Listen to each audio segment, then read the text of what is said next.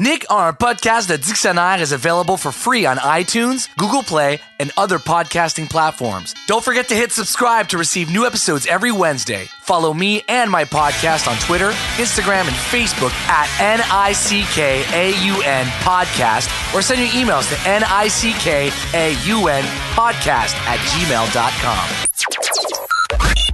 This episode is brought to you by Slamdisc, Brasserie Deux Frères, and bandpromo.ca. Guess what? I got a fever. And the only prescription is more podcasting. Hello. Welcome. Bonjour. Welcome to Nick, our podcast, The Dictionnaire. Today, we have a very special guest. Me and her know each other now for a few years professionally, and today I think we're going to really get to know each other personally, which I'm really looking forward to. She is the owner and the sole head honcho of Lazy at Work, the record label, Montreal-based, that has some of your favorite bands, les Dales Hawerchuck, Galaxie, Fuudge, among others. Has her own band, is an artist herself with Camaromance, put out a record recently.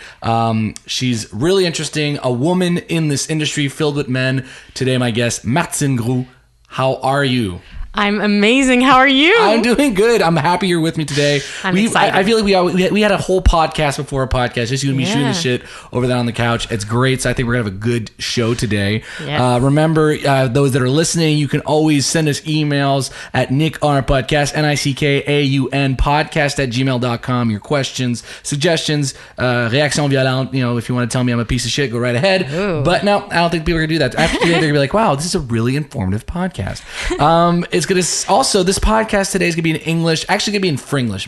Me and Martine have the bad habit that Montrealers have of switching back and forth between French and Anglais.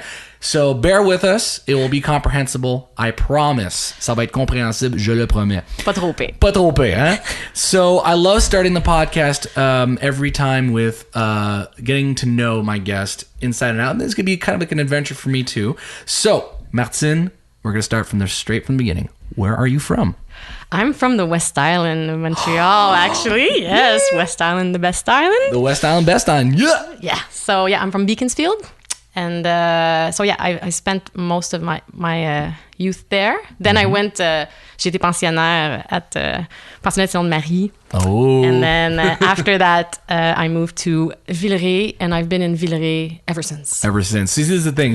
Me as also being a West Island boy, so I totally get the struggle of being West Island, best island, but having to go downtown and moving and doing all that stuff. So, so you're from the West Island, you move out here. So tell me about I would say not your formative years, because of course you work in music, you're at the head of a record label, so I find it super interesting to know how we got to that point. So when's the first time you discover music? When's the first time music becomes something important to you in your life? I've been listening to music since I was a kid, and my dad was super into listening to music, so we always had these big car drives and talked about music. But then what happened is that when I was something like 15, I had a bunch of friends who were making music, and one of them, he did this album. His name is Kieran McNamara. He had a band called the Null Set, and so he made this 500 copies of this CD, and then we were sitting on his porch, and then he was like, so what do we do now? And then his mom said, well, why don't you ask Martine? Maybe I think she'd be good at helping you sell these CDs. And I was like, maybe. And then I thought, maybe I could do that for a living. And then I went to CEGEP and then university, like thinking that's what I wanted to do. So you went into school thinking, I'm going to be that person that puts the albums in people's hands and in the stores. That was your... Yeah. That's crazy. So the woman behind the curtain. The woman... Love the woman behind the curtain, because that's something too we can get into, and it's going to be a great conversation. So you go to CEGEP. What did you study in? What was there a thing called business? I'm all business. I went to HSC. Oh, okay. So it wasn't even like, je vais prendre l'art et culture, voir ce que ça donne. No. Business all the way, Smart. Yeah. So you HSC with the crazy frat parties. My buddy went there first. Oh, crazy. Yeah, but I was a straight edge until later. So but I had very colorful hair, and when I was studying at the library, people would come over and think that I was there to sell drugs. Nobody thought that I was actually studying to be there. I'm here to read, not to smoke weed. Yes, exactly. Yeah. Amazing.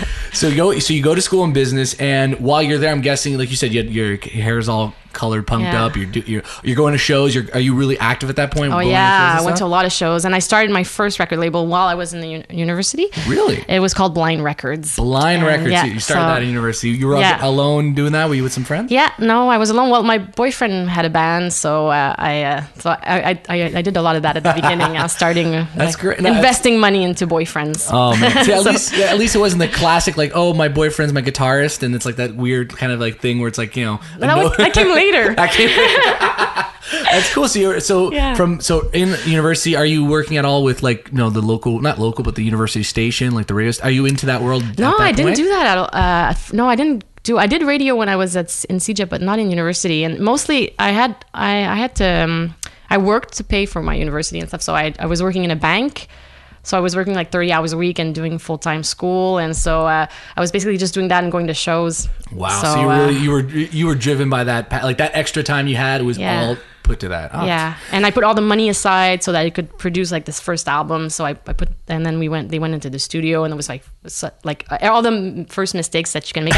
I spent a lot of money making a lot of mistakes throughout the years, but it's all a big growing experience, which is nice. Isn't that what learning is all about? I think that's what we do forever. Yes. Oh my God. Well, I was gonna say, because starting a record label, I mean, it sounds so romantic, and the idea of like, I'm gonna start a record label, I'm gonna make it's I think that a lot of the people that are in this business, or at least still in the business and do it out of love, are the people like yourself that say, you know what, I love music and I want to share it with the world, and I'm going to figure out how to do it. Yeah. Like, people don't, like, I cannot imagine a guy going, I'm going to make millions off these bands and I'm going to be a straight No, I've heard that though, because I sometimes I teach classes on like music industry 101, and I've heard people like say, well, like, I'm going to invest all this money. I'm like, God, if you don't, first of all, this is a very social industry. Like, most of it is based on like hanging out and talking to people about what you love, and then getting them to get interested, and then they talk to to other people. So basically you need to socialize. So you can't, it's not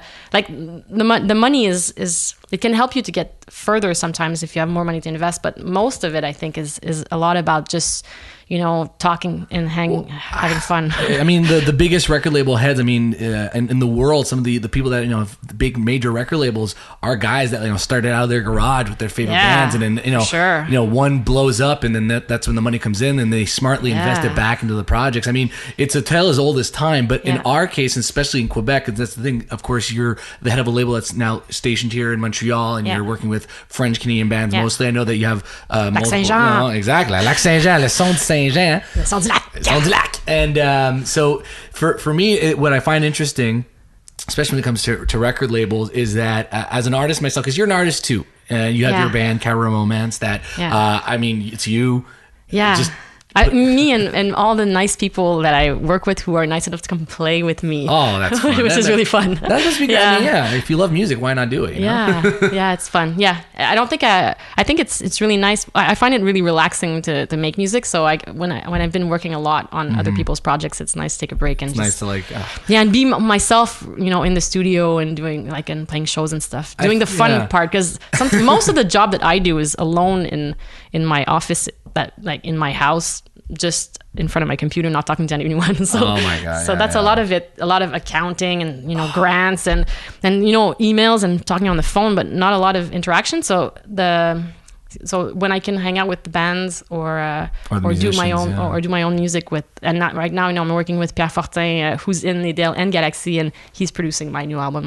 So that must be a blast. That's pretty cool. Yeah, it's a lot of fun. Oh, that's fun. Yeah, well, that's the thing. So when you're fueled by passion, I mean, you can do no wrong. And I've always been fascinated with record labels in this sense that, especially DIY or more underground. When we talk about the Universals and the Sonys of the world, that's a whole other ball game. But when you start working, let's say on your label, let's say in university, you're building that. What would you say is the following step, the following years? How do things progress at that point? How many records are you putting out? Do things grow, or where's it taking you at that point? The first label I started just kind of crash and burn because I didn't know what I was doing at all. So and also because the band that I invested in just broke up just after we released the album. So it kind of I just didn't know exactly what to do next, and I didn't know if I wanted to sign someone else right away. And I had spent so much money on this band that just dissolved that I didn't know what to do. But so then I just ended up at Sopref which was a nonprofit that was helping all the artists try to understand how this industry works. And let's take a moment to speak, because I remember So Bref, I believe I knew it through Local Distribution. Yeah, it was like the first distributor for indie music in Montreal. I mean, I think if, for people that are listening at home, that was one of the places that small labels like the ones that I'm signed to now with Slam Disc or Martine here, they were the ones that allowed the non-majors to get their CDs in stores, which was an incredible feat at the time, especially for small labels. So they were sorely missed when they ended up closing. Yeah, it was a hard blow for the whole industry. Yeah, for so many bands, it was sad because they had, but at the same time, just like how sometimes. I worked on starting L'Autre Saint-Jean, which offered a different kind of Saint-Jean. And then eventually, like, La Saint-Jean transformed into something closer. So then L'Autre Saint-Jean didn't need to exist anymore because the festival adapted. Yeah. And I think that when Local closed, well, all the other distributors kind of adapted and opened up more, and then it was easier to get signed with a bigger distributor. Well, absolutely. I remember when Kamikaze got signed for the first time, I was actually supposed to put out my record through Local Distribution, and I believe that's when it closed, and we ended up actually signing with I think Universal DAP at the time. Yeah, there you go. Yeah. And that, I mean, we were on Fido ringtones, and it was the craziest thing where we went from okay, well, we'll get the copies in stores, which to me was fucking mind blowing at the time. Yeah. And here we are, and my mom could buy my ringtone on her cell phone. It was insane. But and then when you worked at So Bref now, was working there kind of like in your way, in the same way school was, of like, I'm going to learn the nuts and bolts? That was the best learning experience ever, because basically when I got there, it was going out of business. So I kind of was hired there because I had a bachelor in business, which nobody seemed like, not that many people had who would be interested in such a hard job of trying to absolutely get a boat not to sink. So and I'm very naive. I'm a very optimistic, naive You're smiling person. For people at home, you can't see it, but she's smiling during this entire podcast. It makes my job so much more fun. But yeah, so basically I just got there and I thought, okay, well, there's like 400 members. Most of these members are actually bands. So there's like about 2,000 people involved with this organization. So I'm just going to go see shows every night, 7 nights a week, for like as long as it takes for me to see as many as I can. So I can just introduce myself and meet everyone. So, and there was always like 5 shows a night. So I would just go like through. Man. I was like, let's go Divan Quai, Casa del Popolo. I was just doing that, and then I'd just go like, hey, I'm Martine. I'm like the new at So Bref, blah blah.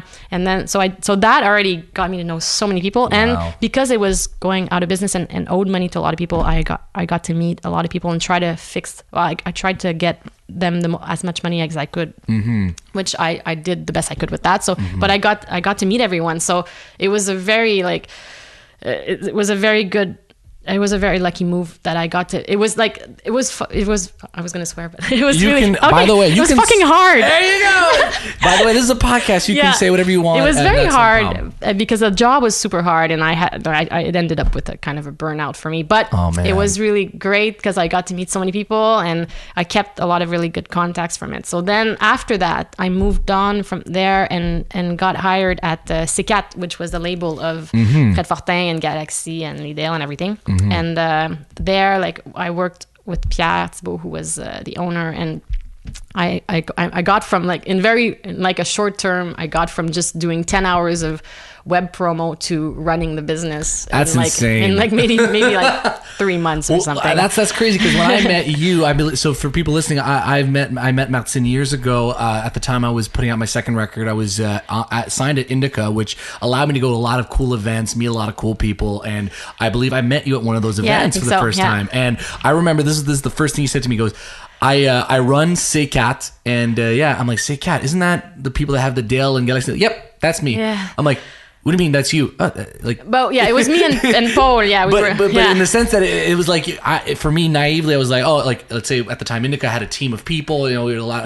But we were 3. It wasn't. We were like 3, but in the sense that it was just like, it was such a weird. I was not that you expect anything, but like, here's this really cool chick that she's running this label with with her partner. I'm like, wow, that's pretty cool. Like, it was really cool. And we didn't do just that, because we had we had L'Autre Saint-Jean that we did, and we did we started this festival in Lac Saint-Jean called Le Coup de grâce musical de Saint-Prime. So all that was happening, and at the same time I was doing all this other stuff because I was only working 4 days a week for C4. And C4, when you got to, because I guess C4 had its roots in Le Saguenay in the sense that the bands that were coming from there. Yeah, I think that they're all friends. They all play hockey together. It's a hockey label. I speak hockey. That's all good. But that's the thing, because you come in. Let's say you're from Beaconsfield. You're from West Island. So I'm getting for someone like me to go. Okay, so we got Beaconsfield and Lac Saint-Jean. How these two meet? It was just actually basically what happened was that C4 had one employee. Well, before us, there were other employees, but when I got there was Paul Claveau, and Paul and I had been friends since like Cégep,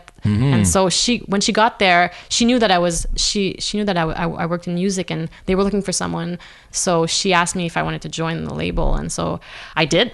And then I met all those amazing people who are now like Olivier Langevin being like one of my best friends. I could sit here and talk hours about how amazingly talented that man is in terms of as a musician, as a producer, and a great loyal friend too. Well, you know what? That's another thing too. People seem to underestimate in this business. The good ones, usually not always the loudest. I'm a loud guy, but the good ones are the ones that they stick around through thick and thin, and they kind of Yeah, they're not the waves and the changes don't really phase them. They're just doing their thing. And I've always thought Olivier did such a great job in terms of production. I mean, he's always so actual, but at the same time rooted in something, and you can tell it's him right away. And I think that's really cool. True. That's a really cool thing. So you're in C4 at that point. So what was it like? I mean, because at this point, I'm guessing Dales Hawerchuck and Galaxie. I mean, Dale at the time, did they put out their first record at this point? That was after that. That was after that. Yeah, I was there. I was there for the third album. Okay, for the third album. Yeah. Because I mean, of course, I knew them through that big song that was. Yeah, I knew them from afar, like you from Les Dales Hawerchuck. Is it true? I'm gonna actually get this confirmed right now. Is it true that their music video for Les Dales Hawerchuck was the most played music video on Music Plus ever? For like statistically, I think it was at a certain point. Yes, I think it was. Okay. I'm not sure if it's still. I'm not sure it still is. I'm sure. Selena Gomez or something right now is, but probably. But I remember someone going, that video. I'm like, it makes sense because I would turn it. Oh yeah. You turn on Music Plus. That song played. It played crazy. Oh my god. Yeah. And actually, it's one of those things where I always tell this to people because I'm an Anglophone that sings in French. So my first language is English. My dad's a French Canadian. So oui, je parle français, oui, toute la patente. But when I'm 16, 17, when I'm starting Kamikaze and getting signed and singing in French, I have no French references. I mean, Extérieur Vulgaire Machin, à la limite, because they were so close to each other in terms of style and what we were doing. But I could not name you one French Canadian artist besides Céline. I had no knowledge of it. But there were certain bands, and I was saying this to my buddy Yannick from Yellow Molo and La Chicane. There were songs I would hear when I'd go to like Saint Jean Baptiste in my hometown in Ile Bizarre or just in festivals. I couldn't name the artist. I couldn't tell you who it was, but I knew what the song was. Dales Hawerchuck had that effect on me. Where it's like, Dales Hawerchuck. I know that song. I couldn't. Ironically, now I know what it is, but in the sense that back then it's like, it's that song I hear at Couche-Tard when I go and. So as the years progress, I find out like, oh, you're that guy. Oh my god, you're that guy. Oh my god, and that's super fun. For me, it's cool, and that's why Dales Hawerchuck and Galaxie were bands that over the years just got into listening. Of course, because I'm in that business now, but just awesome bands. So you working with them must have been one hell of a trip. Where you're coming in later in the process, they're kind of established. You get to kind of jump into their world. Yeah, it was very intimidating at first, but I remember like at first I remember that I was there for. The Le Temps Point Mort launch, which I think of Galaxie, and I think I wasn't working there though, but close. And I remember just like barely talking to anyone. Just going, this launch, and then at the beginning when there were launches, I was as soon as it was over.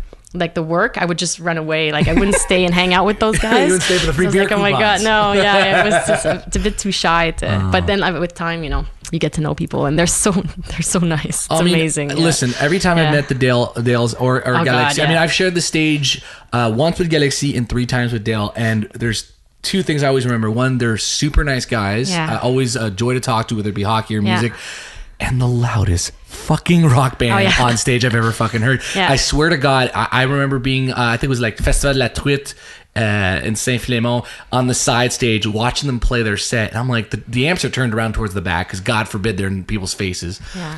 It was when the Spinal Tap says it goes to 11, these guys are putting it on 12. Oh, it's insane. Sure. You need to have some that's des bouchons là, dans les oreilles parce que sérieux. Well, I think it's they told me, or at least I learned over the years, it's Ding du son du lac. C'est ça. Because Fred Gros is also very loud. Oh my god, yes. Yeah. But that's the thing. Like, I guess those bands, now that let's say, you jump into that universe. I mean, Galaxie. I mean, stupidly, I know it because of that Mazda commercial. Oh yeah! Oh my God! Yeah. And that was one of the first times I heard. I mean, it's gonna sound ridiculous because that's not how you discover music, but no, it's a great way to discover music. In the sense that I Shazam commercials all the time. There you go, and that's why, like, I remember that was my first. I'm like, wow, okay, this is like a French music. It's got this really cool sound, and it's in a fucking Mazda commercial. This is pretty insane. That was pretty cool. So that must have been to be at that level. It's working at a label that. At the time when I released my record, I was just a small pop punk band opening and just doing shit and whatever. But to be with a band that's being nominated for stuff that's on TV and like these big, that must have been going from starting a record label at university. Now you're working with a label that's. Well, I think that like in C4 there was Galaxie went to a pretty high point, but I think that what we did, like what we did, I think mostly what they did for that last album on my label on Dales Hawerchuck was like. It was like surreal. Like none of us believed it because we were like, okay, so basically they opened le Gala de la Disque, they opened le Gala Artistes, they opened for the Rolling Stones. I mean, it's just like we thought, well, this is like the best year of our lives. That's and we insane. have to just enjoy it because this is like the best it's gonna get. Because we don't really see what else could happen that would be as cool as that, So we're just hoping to stay like, and all the shows were sold out. They did like La Club Soda 3 times and L'Impérial 3 times also, so 2 times. But it's like so much. It was so amazing and.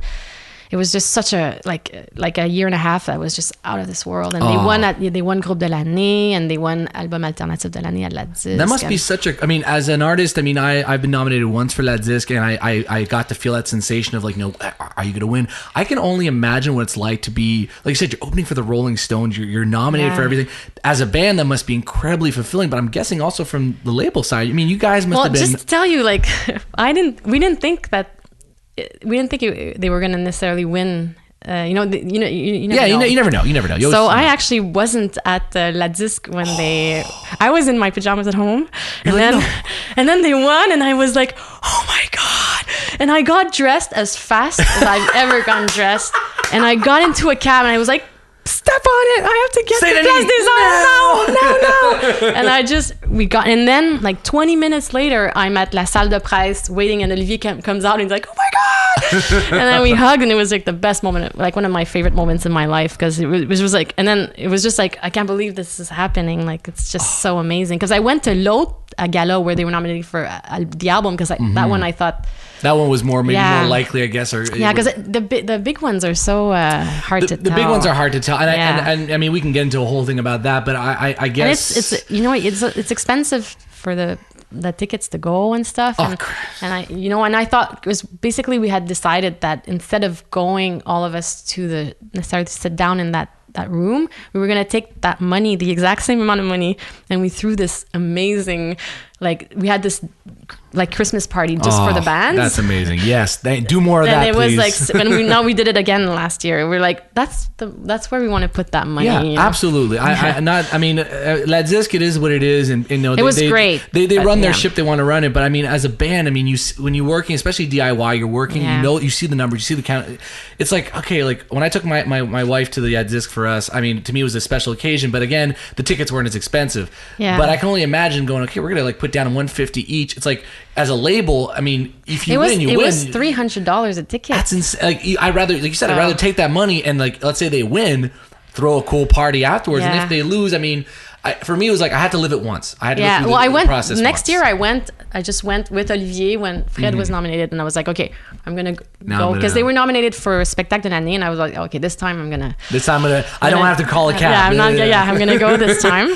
But yeah. So I think that. It's just like it's just as there's 6 in the band, so you're like it's incredible. I totally get it. It's like $2,000. But they were there because they played, so that's good. That's the back way of doing it, I guess. Yeah, we found a loophole. But that's great because I mean, like you were saying, especially for French Canadian bands, and I put this out there, it's incredibly difficult, I find, to break out especially when you do something a little more alternative. Like, there are very talented people in all different spheres.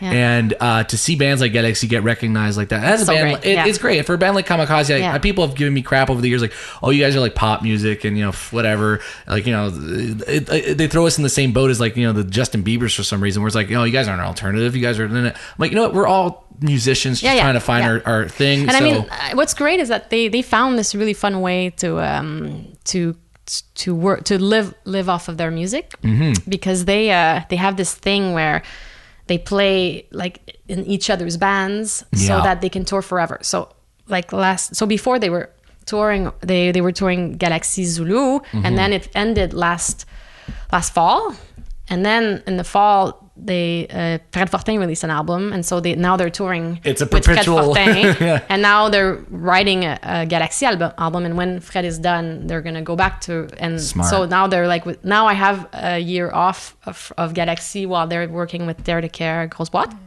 and then they're coming back to me next year, and then I'll get to work with that. So now I'm working with it gives me time to work with Dale and Fuudge while that happens. So that's awesome. Cool. I mean, because again, like you were saying about Lazy at Work, it's your record label. You're running the ship on. You're doing literally. You have every hat possible on your head, working at the same time. And I want to hit on this, and this is a really, really important subject I find, especially in today's world. You are a strong woman working in a very volatile environment that is, I would have to say, majority male, unfortunately, in terms of the business side. Besides you and Kyria, male bosses, women doing a lot of the fucking work. Exactly. That's exactly what I'm trying to say. My experience with record labels is that I meet a lot of dudes. Yeah, a lot of dudes. And a lot of amazing women who do a lot of the busy work, who are not often recognized enough. Yeah. Well, I think it's like that in a lot of industry, but I think it's like that. That's what it just, I don't know how this happens, because basically you would think that at a certain point, I think that I just realized at a certain point that I was like, well, Pierre, when I was in C4, Pierre was the owner of the company, and then I was doing a lot of the work, and with Paul, and then he didn't want it. He was kind of not into it anymore. He opened La Taverne Saint-Sacrement, and he was doing all this other stuff, and he wasn't into record labels anymore. And at first I thought, well, maybe I could buy into his company, but then he didn't want that anymore. And I was like, well, then, you know what? I'm just going to start my own company. And then I found like people who wanted to be des actionnaires. So basically, so my company is with Audrey La Jeunesse, who works for Spectra now, who used to be the manager of Alex Nevsky and a bunch of other people. And the other two people who are on my little company is Alex McMahon and Olivier Langevin. So Olivier decided, he thought, well, he's gonna come in. He had stocks in C4, and then he's like, he has stocks in La Meurthe. So it's La Meurthe Lazy at Work, and he's he likes to be like invested, and he wants to be part of the whole thing. And he just like when I thought that I wanted to sign Fuudge, like he was like, totally, that guy seems super nice, and I heard the songs, let's do it. That's great. He's very much invested, and so I have those people who are backing me, and then I was like, yeah, it's cool, like it's true. Outside of Kyria, for a boss, I don't know if there's any other ones, but it's as a label, because there's a lot of managers and press people, like a lot of the other companies have women, and there's, I think, most of the work that's behind the curtain, like we were saying earlier, is women. Yes. And there's this new thing in the States. There's an organization called Women in Music, and they just opened a charter in Toronto last year, and they had this little brunch to tell us about it at M for Montreal, and then that got like all of us really excited of maybe starting one here, because we have a different kind of industry because of the français and everything. So, and then Kyria just went in and actually started it. So now there's gonna be a new Women in Music, and then I haven't had a chance to really get invested, but I know that there's going to be, we can do some mentoring. And I think that what's great is that, because I think that all these girls who are actually doing all this work, like eventually it would be great if they just, started their own thing too. Absolutely. And the younger people could go straight to like starting their label, not necessarily they could just go maybe, do an internship, and then instead of staying in the label, they just go like and start their own. A lot of the guys do that actually. So I think the girls, women, a lot of the guys used to work for another record label before they started their own. So I think that we're gonna get to talk about it more, and we're gonna try to find also like as many people like engineers who are girls, girls who make videos, girls who make artisans in the industry that are female, because the people I've worked with a lot of amazing people throughout my career. You say publicists, radio trackers, I could just come to mind Dorothée, who was our press relations girl at the time. Great work. She did a lot of she's now in a band called the Volvettes. She's like kicking ass now doing that. Exactly. And even when my time at Slam Disc, Clara, Geneviève, Emma, Sophie, they're all women, and they do their job very well. And I guess what I mean as a dude, as a guy that works in this industry, I find that it's all about how good you are at your job, not with the sex you have. But of course, but it's all about stress, I think. Exactly. But if it is going to be a thing where a woman should make just as much as a guy doing the same amount of work, there shouldn't be that penalty, right? Yeah. And if women are not represented enough, then let's give them, why not? Like they said, women in music, let's give them this opportunity to find and resource and get together, because they are talented. They've got the skills, they got the chops. So why not? For me, it's like that. Because what I like the most about this whole Galaxie thing is that when we did that Zulu, like this was, I find that Galaxie is a very like manly band. Like I think that they're like, such guy rock. Yeah, but some hockey chicks, guys. Yeah, but some chicks like the rock. I'm not saying they don't like. I'm saying that they represent the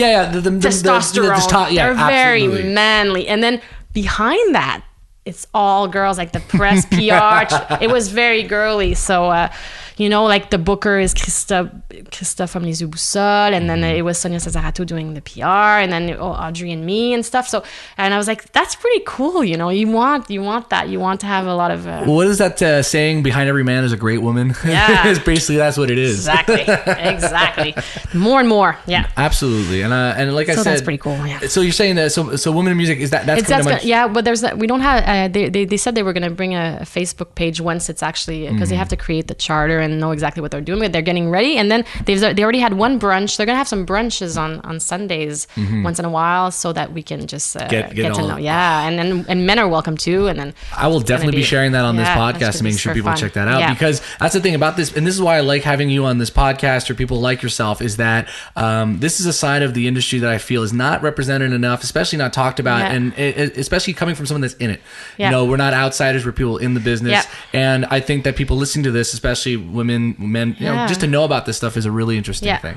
I guess this kind of falls into what I was going to talk about in terms of the industry, because now we've talked about Galaxie blowing up, being this big band, Dale, same thing, doing unspeakable things in terms of like size of band, and I can relate to that, being a band myself, knowing and appreciating the value of these things. The state of the industry now, in terms of, now you run a label, you have your things, you're doing grant demands, you're settled in. You're the days of, not of starving, but you kind of have a set of skills. You know what you're doing. You've got an encadre de main. How do you feel the industry is now, in terms of, as someone with the record label, there's so much shifting sand. There's things moving around. What a great question. No, it's a great, in the sense that there's things moving around, and you're a record label, and how do you adapt? What is it like now to be a record label in 2017 with all these changes, and especially with a record label who has accomplished a lot of amazing things with their bands? Wow, that's really nice that you're saying that. Well, first of all, I would say that the first thing you need to know is that since I have a small, it's just me and the people who are les actionnaires, but it's mostly me doing the work now. Before there was Audrey, but now she's working at Spectra, so it's mostly me hiring people externally to help with me. But I actually have to. I actually have to have other contracts to pay my bills and stuff. So I run this woodworking company that awesome. the bassist from Lidl owns, and I do all these grants for other people, and I do a lot of other stuff. So I think one of the things that sometimes people imagine sometimes that, oh yeah, because clearly if Galaxie got a Mazda deal or whatever, we're all clearly we're making it rain. we're making it rain. But that's not exactly the case. And especially if you want to continue doing really crazy stuff and fun stuff, then often you have to invest most of the money that you make into new things. And you're like, well, yeah, we made a lot of money, at a certain point for Galaxie, but then we want to produce a pretty kick-ass album. So I guess that money we made is probably going to go back into it. Into it and stuff like that. So, and also like, well, if we made a little bit of money with Galaxie, then we're going to want to, help out and do some of the money for other bands too. Absolutely. I mean, so there's that. But I think that the thing about having a record label is that I also moi je produis les spectacles. Mm-hmm. So I didn't make any money from the albums of anything ever. as the promoter almost as the book. Yeah, it's like the albums are just a reason for us to start a new tour. They're a business card. Yeah, a business card. So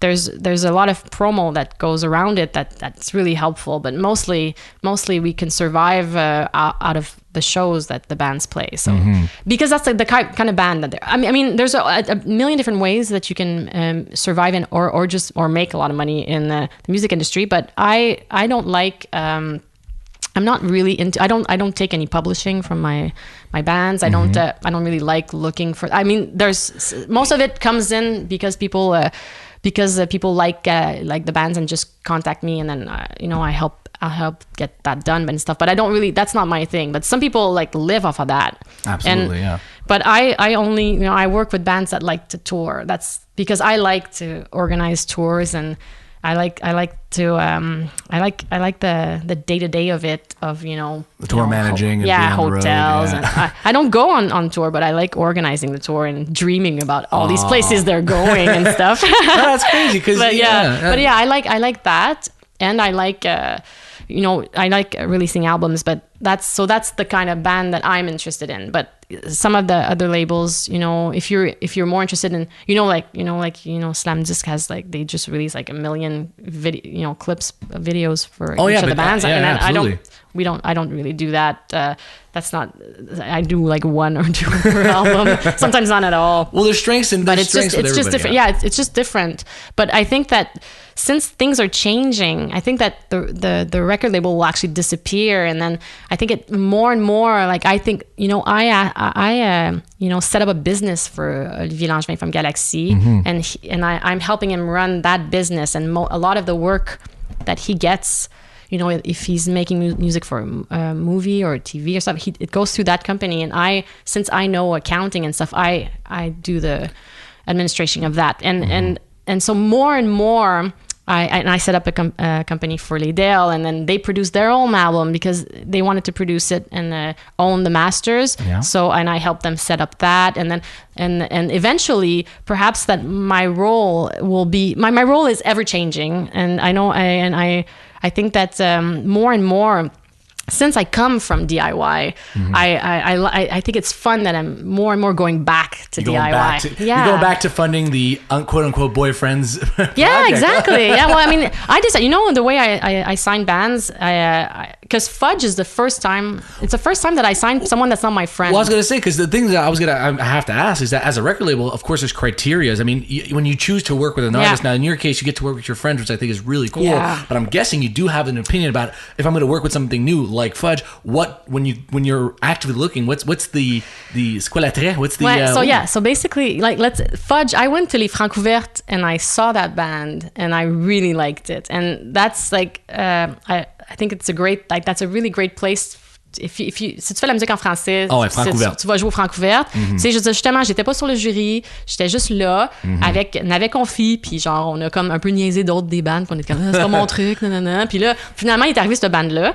Puis là, j'ai fait comme oh fuck, c'est comme du grunge. J'étais comme wow, Fuudge, c'est vraiment un peu entre Navet Confi puis Galaxie. Like, it fits, c'est dans mes goûts. And then I was like, okay, but I don't know them, and do I have time? And I'm trying not to be a workaholic, so I'm trying not to. And I don't like. I like to be invested completely in one project at a time. Yeah, exactly. Yeah, because I'm alone. I don't want to I can't sign 5 bands. Before, when I was with Audrey, we could do more, but now I'm one at a time. Yeah. So then they contacted me, and I was like, yeah, I don't know. I was like, just invite me to shows, and then eventually maybe.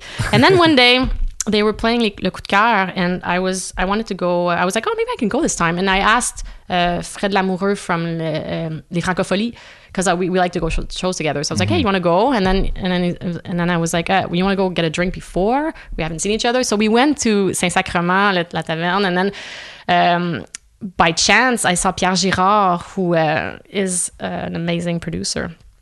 And he's like, so what are you doing tonight? And I was like, oh, I'm going to go check out this band, Fuudge. He says, Martine, I forgot to tell you, genre, c'est ton band, ça. Fait que j'étais comme, pourquoi? Puis il était comme, ben, c'est du grunge, puis toi, tu capotes sur le grunge. Puis j'étais comme, OK. Puis dit, 2, le gars, il est vraiment gentil.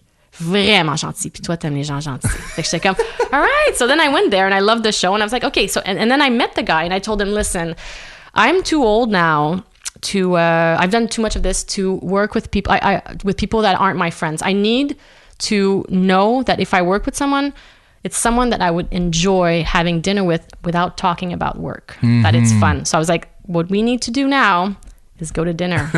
And so we did. We had a first lunch where I explained this, and then we went and we had a little dinner, and we hung out and talked about a bunch of stuff. And I was like, oh yeah, he's a nice guy. I think we could be friends. And so I signed him.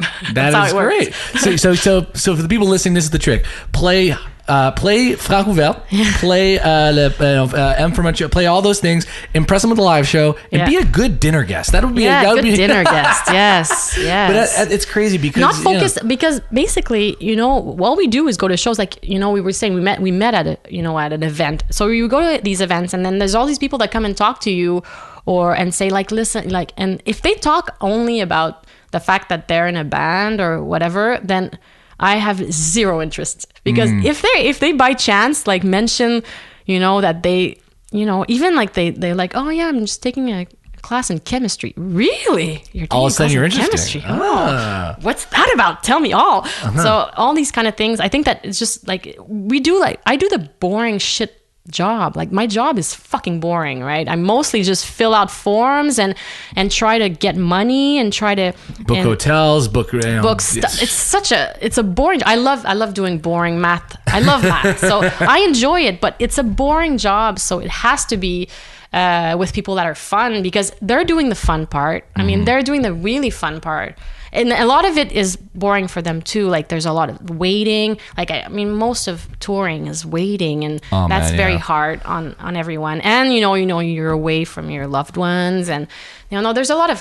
It's not like their job is like walking in the field with. I know, you don't have So Happy Together playing the background while you're rolling around the grass. But it's just that mine is very like is very.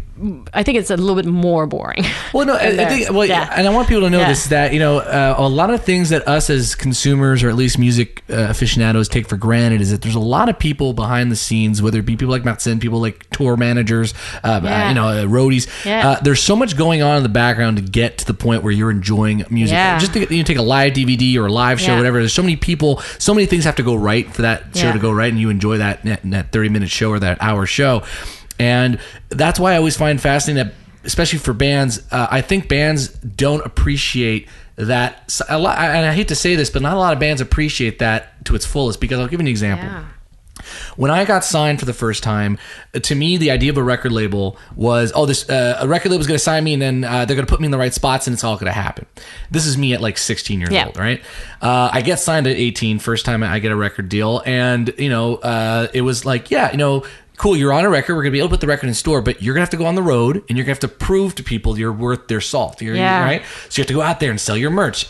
What's merch? Well, you have to learn how to make merch. So you kind of end up, as a band, especially in the DIY scene, you kind of learn every little trick and thing. So the more you go forward in the industry, the more you understand, like, okay, there are people in this world or in this industry that are paid to do just that, and if they do their job right, we get to be superstars. So when you realize and you do the task yourself, you become, I make it a point, if I'm doing a show from on tour, I usually hire friends to do roadie or sound guys.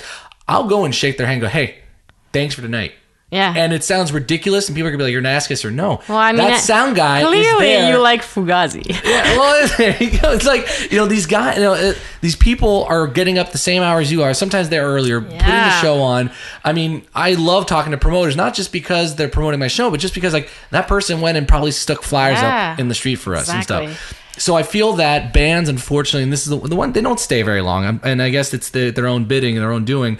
Bands that stick around or at least know what they're doing appreciate the busy work. So when someone like whenever it's grant season and people are doing paperwork for grants, or you're doing tour managing, like in Kamikaze, I kind of touch everything. I'm doing some tour managing, I'm doing this, I'm doing that, partnering up with the label. It's just what I do. I'm the crazy one. I think now all the bands are way more invested. Well, this is what comes. It's not like it was where you would just you could just go like, oh yeah, I'm signed, so then I just like people will tell me what to do. No, you have, first of all, it's your idea, and it could be a million things, and most of what makes a band that helps it get known is like crazy shit that they just film while they're for their Facebook page. I remember once I saw a video of Fred Fortin like playing a fishing game with his phone in the back of a truck. Like he was just, swinging his phone and trying to catch some fish with it. And I thought, what? That's what I like. I like to find out, secret things about, Well, that's the thing. Like you're saying, bands kind of have to learn how to be more multitasking, and and it comes back to what you're saying about record labels in terms of their raison d'être in this world today. Is that I remember when I was young, record labels were these big guys in offices that knew everybody, put you in the right places, and made a buck off your back. Off your back. And now I feel like record labels are now being more partners with bands. Like I feel that, if you want my opinion, a record label in 2017 is supposed to be a hub of information and also a hub of passion. So I agree. When you work with a record label, you're supposed to work with people that are experienced, knowledgeable. A team. Exactly. We're a team. They will like the work. They'll do some part of the work, but they're directing it. If I work with a record label and I'll work on a record and make an album, and they'll go, hey, this is a great record, maybe we should send it to this place. Like they're guiding you, but you still gotta do that work. You still gotta go out there and get it, And you have to have some of the ideas, because it's gonna be your signature of the type of band you are, and that can't come from the label. If you're, like Navet Confi is a super weirdo, like the greatest weirdo. Like I love working with him so much, and I got to like artistically get invested because he actually has these weird ideas, and then I have these weird ideas that I could never do with anything else than him. Mm-hmm. So like once I was like, hey, I'd like to film you, talk about your artistic process, but I'd like to put some makeup on you and making you look like a tiger. Is that cool? He's like, yes, I'm down with that. Let's do that.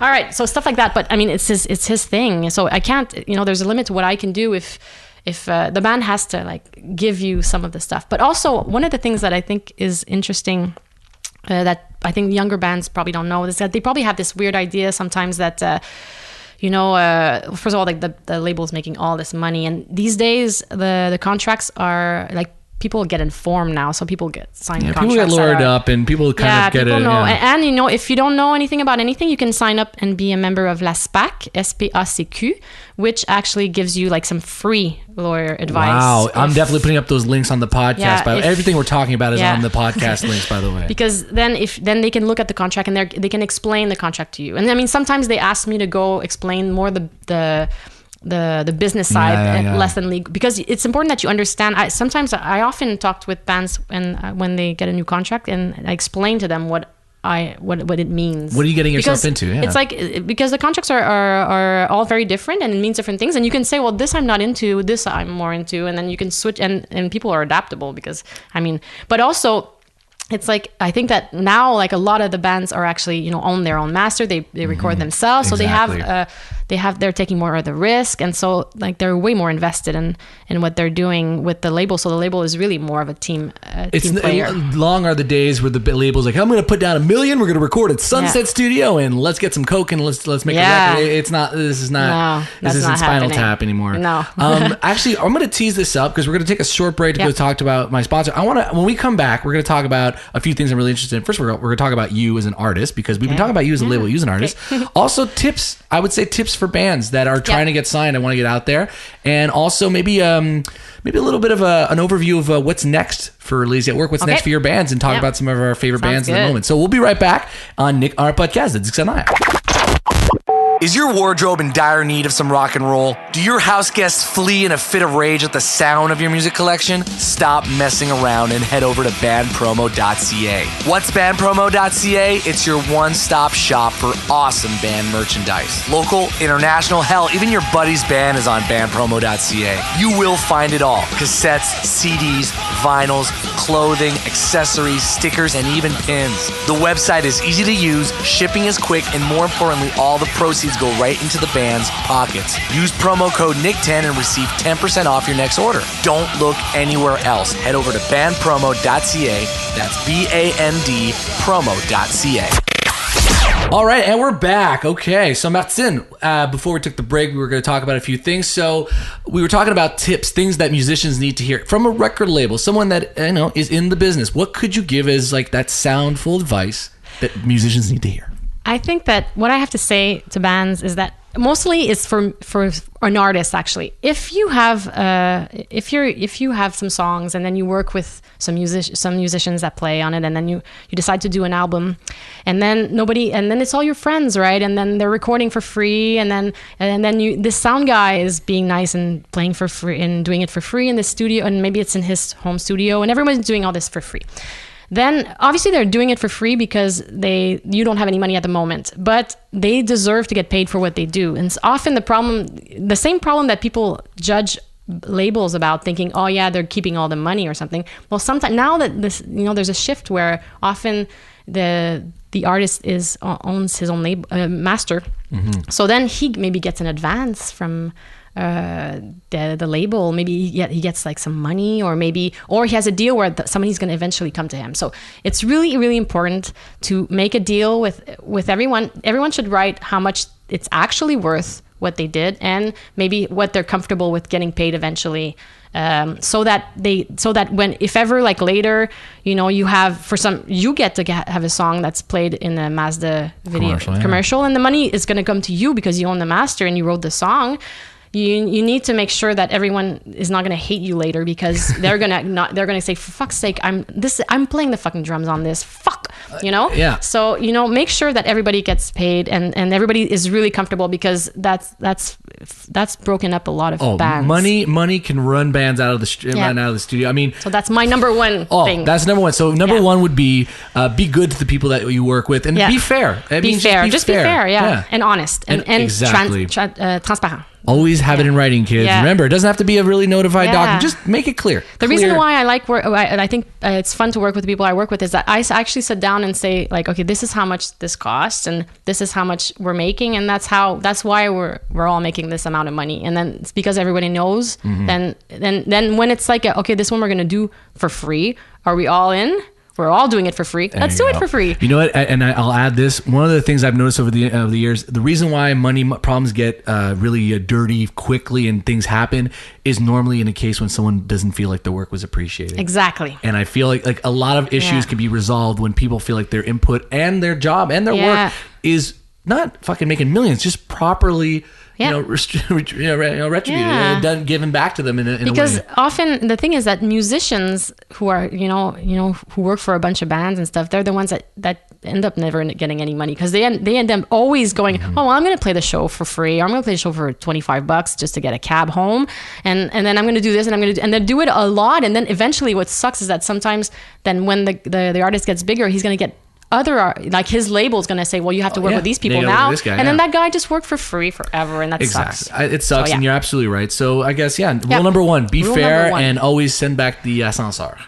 Rule number two, I guess, is you should work with people. First of all, don't call all the labels just trying to look for someone. You should go look for a label that you think fits with what you do, and you should want to do it with someone that you think you like hanging out with, because you're going to spend half your time, like Olivier Langevin and I talk on the phone at least once a day, sometimes like 60 times a day, and we need to, every time it's like, hey, how's it going, and we know what's going on with each other's lives, and we because we're going to talk so much, so it has to be with just pick people that you think you're going to fit in with. So yeah. Oh, that's. I mean, it's true because when you're signed to a record label, it's like a small family. I mean, all the record labels I was with and I've been with, you end up feeling like a family. You have to you're spending a lot of time. You're working, and what's crazy is that you have to have people that are not doing the project get as crazy about the project as you. Yeah, exactly. So you got to get used to working with these people, and also not being a dick. I hate to say this, but even if you're an artist and you have a vision and you're very passionate, that is in no way, shape, or form a reason to be a dick with anybody. That's true. Remember, Never these people are working on your project, and maybe they don't go to sleep at night thinking about it, but their asses are on the line, their job and their reputation is. So, don't be a dick because no one wants to work for a dick. No one wants to work for a dick. Yeah, absolutely. Okay, that's about it, I think. That's all right. Well, good. Yeah. Well, thank you so much. I mean, this is the joys of this podcast is I get to talk to a lot of people that have a good fucking working experience in this industry and that can give really insightful tips and tricks. I would say to kind of close off this podcast, I mean, I want to talk about, first of all, you and Camaromance. We haven't even talked about you as an artist. Tell me about this. What's going on? What's new? What's I haven't had my last album was in 2010, so it's been a long time. And then all of a sudden, because I just started this record label and I was working a lot, but now I'm working on a new album with Pierre Fortin and Miel, and it's going to be a lot of fun. We're going to be probably recording it. We just did all the pre-prod and we're going to record it in the fall, and hopefully it's going to come out in January. That's awesome. Yes. January 2018. And Galaxie is coming up soon, so that's exciting too. I'm looking forward to that as well. Yep. I was going to say, so like in terms of Lazy at Work, the record label, and the bands that are coming out, what's I always like finishing the podcast going, okay, we know where you're from, we know where you've been, where are you going?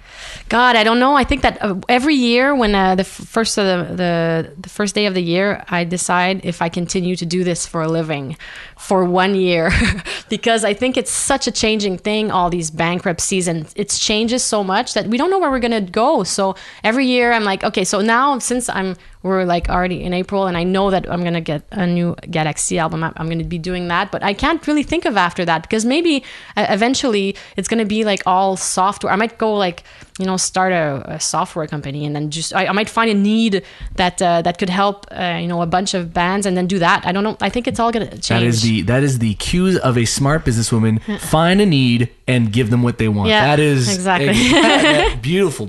Yeah. Well, listen, I can't thank you enough for coming on this podcast and doing this. Thanks for having me. Well, listen, you're welcome anytime. I'll come to your beautiful home and we'll do this anytime. Talk about a million things. So again, if people want to follow this podcast, you can subscribe on iTunes, Google Play. Nick our podcast. It's NICKAUN podcast, and you can also send your band ideas, things we should talk about, subjects, bands I should listen to at NICKAUNpodcast@gmail.com. So once again, Martine, thank you for your time. That was fun. And we'll see each other soon, and see you guys next week. New episodes every Wednesday. And once again, this is Nick on our podcast. It's Dixana saying, ciao, bye.